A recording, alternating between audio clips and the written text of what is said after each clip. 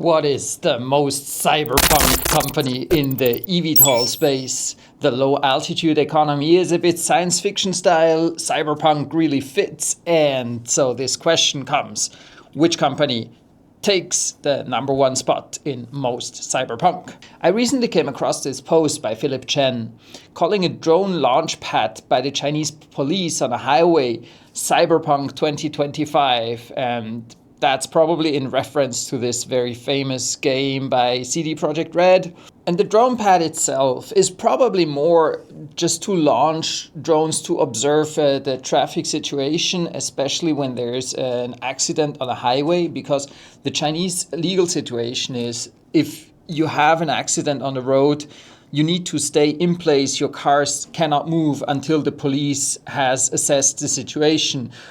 So that often leads to traffic jams where people cannot drive to the side of the road until the police has assessed who was responsible for an accident. That could be so much faster if the police can just send a drone, especially on a highway with lots of traffic and frequent traffic jams, when the police doesn't have to go through the jam until they reach the position, but just can send a drone and just look what happened and then tell the people via loudspeaker, guys, we've seen it, go to the side, make room for traffic.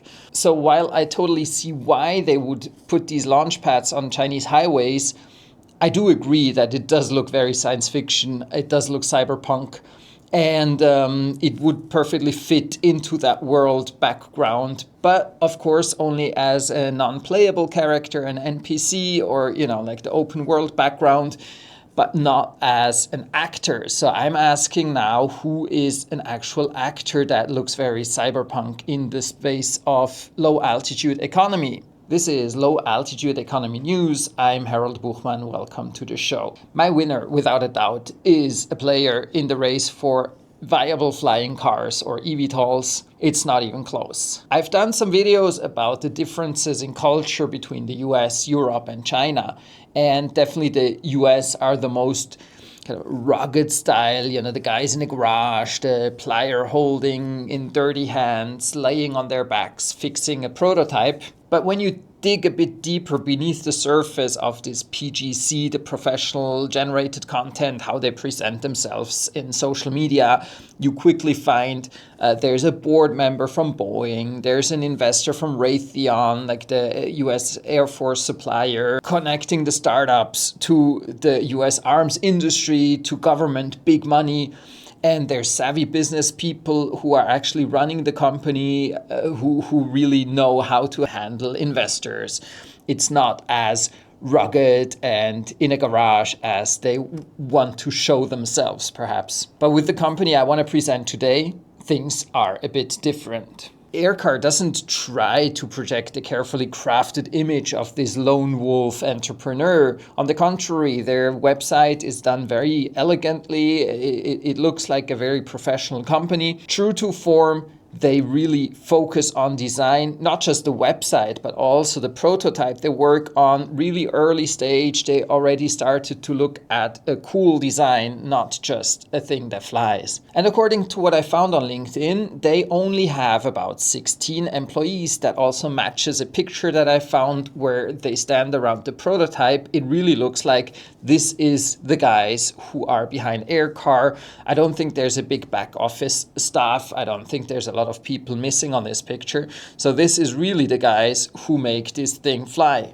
And what a difference that is to the 2,000 plus people working for a Joby Aviation, or, like the hundreds of people working in an EHang or in a Xpeng Aero HT, these Chinese startups that have like very, very large numbers of employees. And also the financing seems to be in a very different level. If we look at, the hundreds of millions invested, for example, in a Volocopter or Lilium in Europe before they went bankrupt, or the 1 billion plus RMB, that's almost 200 million US dollars that Xpeng just received alone to build their factory for the first mass-produced flying car. So these are very different numbers. I don't know exactly how much money Aircar has received, but I've seen some images that tell me they have not yet got the 1 billion valuation. They haven't got the hundreds of millions of investment. But that's just the boring stats and numbers. Let's look at how they work. I mean, it really does not get more cyberpunk than this hand-welded prototype quadcopter with an audacious, if not reckless, daredevil just simply jumping in and checking out how it flies, or does it? Rather than investing in complex CAD plans or aerodynamics calculations, or let alone wind channel experiments, what our Mavericks here need is cool design.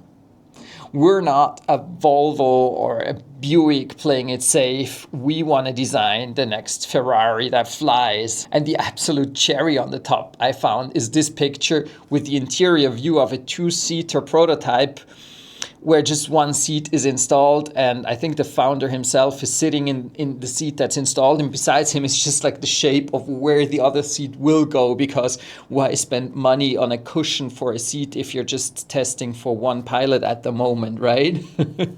By the way, the flying seems to be handled by a simple joystick. Self-driving, who needs that? Piloted service, nobody can afford a pilot here. I mean, this is for common people. This is like the cool thing for cool people. Just get a stick and learn how to fly that thing. But now, joking aside, I don't want to sound condescending against these people. I mean, they certainly are very serious guys. The founder, Eray Altunbozar, I'm butchering his name here, is a Turkish name, so I don't really know how to pronounce it. He holds a master's degree from Harvard, so they're not dumb kids playing around, right? By no means. And furthermore, I'm really enjoying what I see here. I see people with a huge ambition, with like this spirit of just making things work. This is what draws people to the startup world of new technologies, isn't it? I mean, just break the existing rules and do something crazy. And if that works, that's just the best thing that can happen. There's also a reason why all the US startups present themselves as if they were these guys who are just working hands-on on an outdoor testing range, because that is what everybody likes to see and how everybody likes to imagine themselves, right? And these guys seem to be really living it. Will it work, though, from a commercial perspective? I honestly have my serious doubts. I'm sorry to say. The time of individual engineers working in their workshops until they found a big company, and then that becomes like a household names 100 years later. I'm talking of people like Werner von Siemens, the Henry Ford, the Thomas Edison. I'm afraid this time is over.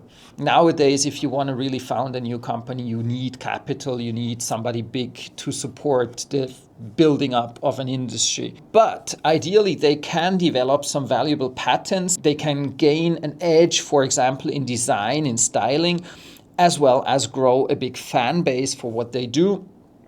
And in that case, I can absolutely imagine that some company in the aerospace world, or also in the car world, that still lacks a flying car, may eventually want to take over the startup, may want to invest in them and build them up to the point where they can have a viable market-ready product. So doing startups isn't always about creating the next Tesla company. Groundbreaking proof of concepts always do have their value. And these guys would not be the first ones who start with a handmade patched together prototype and end up leading a large corporate unit preparing for a subsidiary IPO. I'm talking about this picture.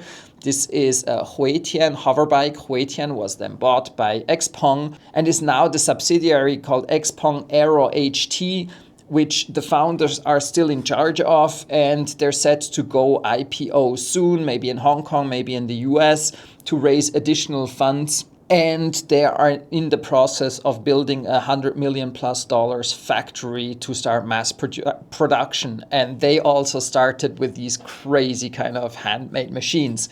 And if I'm proven wrong, of course, and Aircar does maintain its own brand and its independence, and one day I have an Aircar dealership next to my place, I'm definitely gonna buy one. I really love what they're doing, so I really hope they can succeed, and I'm proven wrong with my doubts. So with that, my best wishes to the Aircar team. I really hope some people see this video also to give them more visibility with my tiny reach that I have at this point. The Aircar team is based in Turkey, Istanbul, and they've just completed their first manned flight test. So never stop dreaming and keep flying.